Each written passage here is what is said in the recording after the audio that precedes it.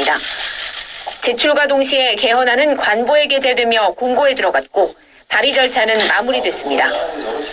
아부다비에 머물고 있는 문재인 대통령은 바라카 원전 방문에 앞서 숙소에서 전자결제로 발의를 재가했습니다. 문 대통령은 입장문을 통해 국민 의견을 수렴한 뒤 수차례 숙고를 거쳐 만든 국민 개헌안이라고 거듭 강조했습니다. 야당의 반대를 무릅쓰고 발의하는 이유에 대해 직접 설명했습니다.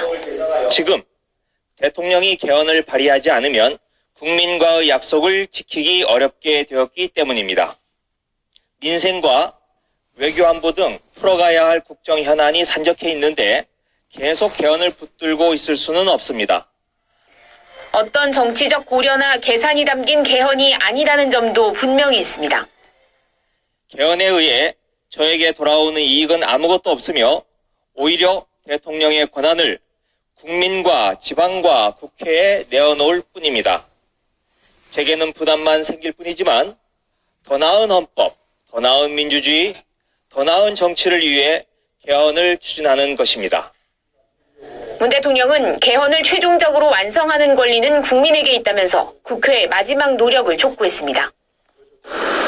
바쁜 순방 일정을 쪼개 개헌안을 발의한 문 대통령은 6월 지방선거 때 국민투표를 실시하겠다는 확고한 의지를 거듭 드러냈습니다.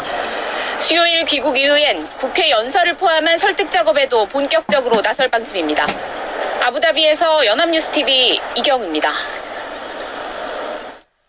문재인 대통령의 개헌안이 발의된 어제 여야 3당은 국회 차원의 개헌안 협상에 돌입하기로 합의했습니다. 대통령 개헌안을 놓고 팽팽한 공방을 벌인 여야의 기싸움이 갈수록 뜨거워질 것으로 보입니다. 임광빈 기자의 보도입니다.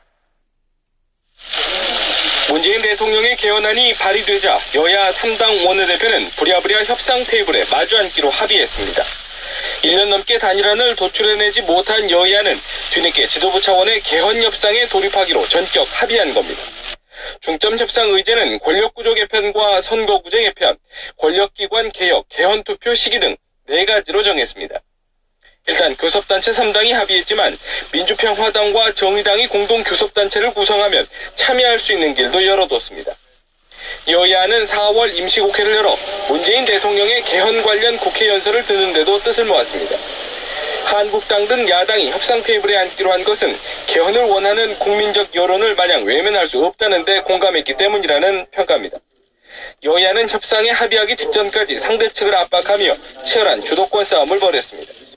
대통령 개헌안은 국회 개헌특위, 헌정특위에서의 논의 결과와 더불어민주당에서 오랜 기간 논의를 통해서 만들어낸 당론의 정신과 방향과 내용을 대폭 수용한 것이기 때문에 민주당은 오늘 발의되는 대통령 개헌안을 민주당 당론으로 가져간다면은 이건 한마디로 국회 주도의 개헌 논의를 하지 말자는 입장이나 마찬가지니까.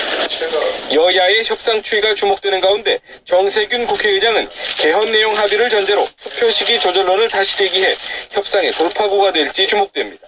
연합뉴스TV 임광빈입니다. 해군이 천안함 피격 사건 8주기를 맞아 영해 수호 의지를 다지는 해상 기동 훈련에 돌입했습니다. 동해를 관할하는 해군 1함대 사령부는 어제 오전 구축함과 초계함 등 함정과 항공기를 투입해서 훈련을 시작했다고 밝혔습니다. 당초 2함대와 3함대 사령부도 서해와 남해에서 훈련 실시할 계획이었지만 기상 상황 악화로 취소됐습니다. 해군은 매년 천안함 피격 사건 일을 전후로 전 해역에서 해상 기동 훈련을 하며 북한의 도발에 대한 응징 의지를 다지고 있습니다. 구속된 이명박 전 대통령이 천안함 피격 사건 8주기를 맞아 페이스북에 천안함 46용사를 향한 추모 메시지를 남겼습니다. 측근들이 대신 올린 것으로 추정되는 글에서 이 전 대통령은 통일되는 그날까지 매년 여러분을 찾겠다는 약속을 지킬 수 없게 돼 매우 유감스럽게 생각한다며 여러분의 조국에 대한 헌신은 결코 잊지 않고 가슴 깊이 새기고 있다고 말했습니다. 이 전 대통령의 측근인 이재호 전 의원, 류익 전 비서실장, 김효재 전 정무수석 등은 국립대전현충원을 찾아 천안함 46용사 묘역을 참배했습니다. 김효재 전 수석은 방명록에 찾지 못해 유감스럽다는 내용의 이 전 대통령의 메시지를 대신해서 남겼습니다. 이명박 전 대통령에 대한 검찰의 구치소 방문 조사가 이 전 대통령의 거부로 무산됐습니다. 검찰 수사가 공정하지 않아서 믿을 수 없다는 이유인데 검찰은 다시 조사에 나설 것이라고 되받았습니다. 김장현 기자입니다. 이명박 전 대통령 구속 나흘 만에 검찰은 서울 동부구치소로 수사팀을 보내 옥중 조사에 나섰습니다. 1년 전 박근혜 전 대통령의 옥중 조사가 이뤄졌던 서울구치소와는 달리 이곳 동부구치소 앞은 취재진만 눈에 띌 뿐 시위대는 물론 경찰들도 찾아볼 수 없었습니다. 조사 예정 시각 2시간 전, 이 전 대통령은 변호인을 통해 돌연 조사 거부 입장을 내놨습니다.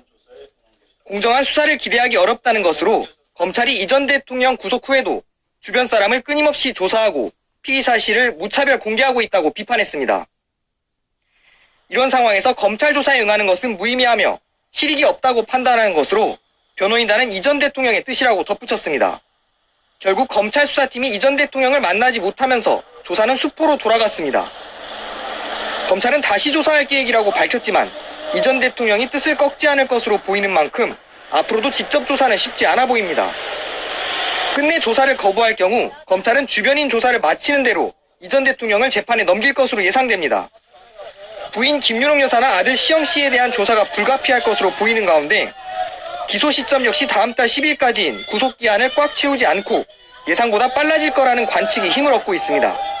연합뉴스TV 김장현입니다.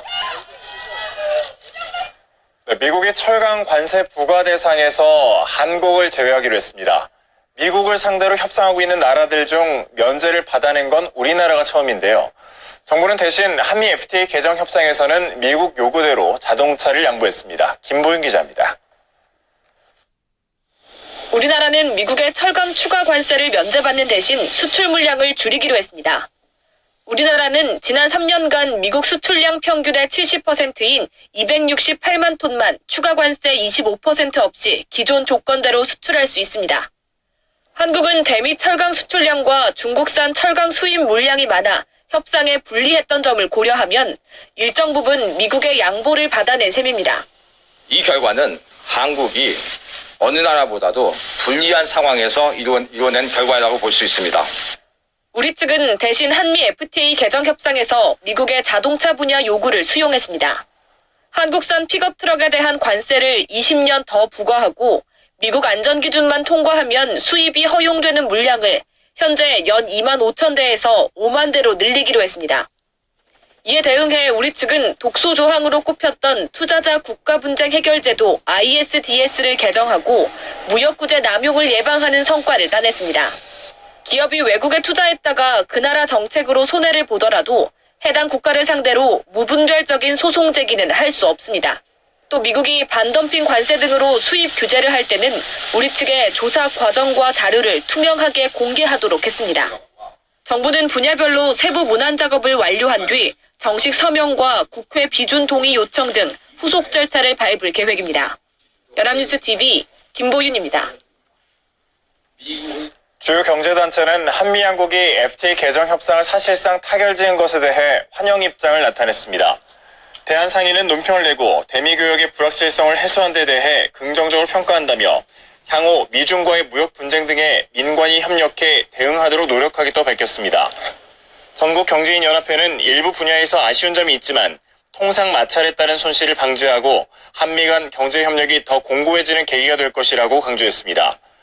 한국무역협회는 미국과 경제협력 네트워크를 강화해 양국 간 상호 이해를 증진시켜 나가자고 말했습니다.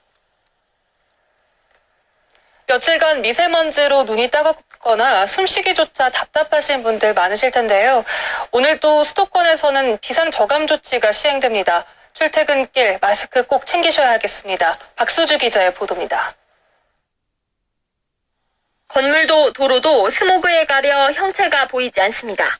어제 오전 절정에 달했던 수도권의 미세먼지는 오후까지 이어지며 하루 종일 답답함을 안겨줬습니다.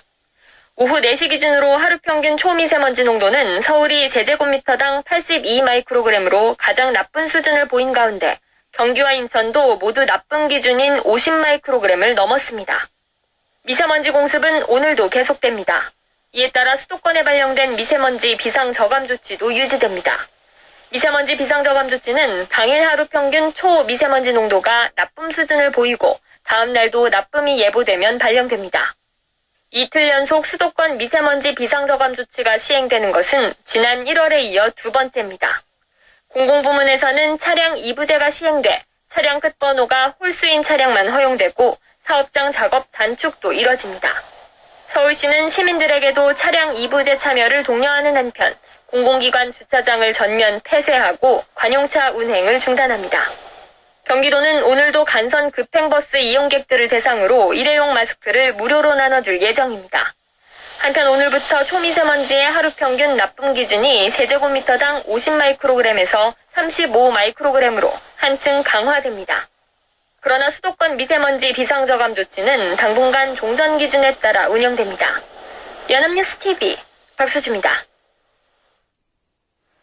사흘째 미세먼지가 기승을 부리는 가운데 어제 수도권에서는 초미세먼지가 관측 이래 최악의 농도를 기록했습니다. 환경부에 따르면 어제 서울과 경기도의 초미세먼지 평균 농도는 세제곱미터당 99와 102 마이크로그램을 각각 기록했습니다. 종전 최고 농도는 서울 95, 경기도 100 마이크로그램으로 관측이 시작된 2015년 이후 역대 최고치를 경신한 것입니다. 낮 기온은 어제와 비슷합니다. 서울의 한낮 기온이 18도까지 올라 일교차가 클 것으로 보입니다. 지금까지 날씨 정보였습니다. 네, 현재 분위기는 어떤가요? 베이징에서 북한 측의 것으로 보이는 차량이 목격되기도 했다고요?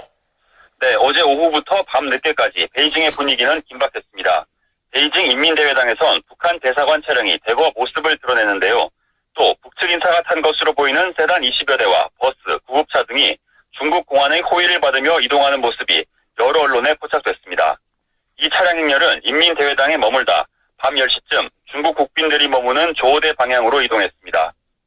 또 현지에선 취재진들에 대한 검문 검색도 깐깐하게 했습니다. 특히 북한 측 차량이 인민대회당을 빠져나갈 땐 중국 공안이 갑자기 일일이 소지품과 여권 등을 살피겠다며 붙잡아두기도 했습니다. 네, 앞서 말씀하신 것처럼 김정은 위원장이 직접 방문했다 이런 보도까지 나왔는데요. 우리 정부 입장은 어떻습니까? 네, 우리 정부는 관련 첩보를 전해 듣고 상황을 예의주시하고 있지만 아직 아무것도 확인된 게 없다고 밝혔습니다. 또 실제 김 위원장이 중국을 방문한다면 열차보다는 비행기를 이용할 가능성이 높고 미리 중국과 조율이 필요하기 때문에 김 위원장의 직접 방문 가능성은 낮은 것으로 보고 있습니다. 또 미국 백악관 부대변인 역시 브리핑에서 이 같은 보도가 사실인지 여부를 알지 못한다고 밝혔습니다. 하지만 김정은 위원장이 직접 방문하지 않더라도 북한과 중국의 고위급 접촉이 이루어졌을 가능성은 적지 않습니다. 북한의 핵 개발과 미사일 발사로 북중 관계는 어느 때보다 얼어붙은 상태인데요. 4월 남북 정상회담, 5월 북미 정상회담을 앞두고 있어 특히 중국 입장에선 북한과의 관계를 회복할 필요가 있기 때문입니다.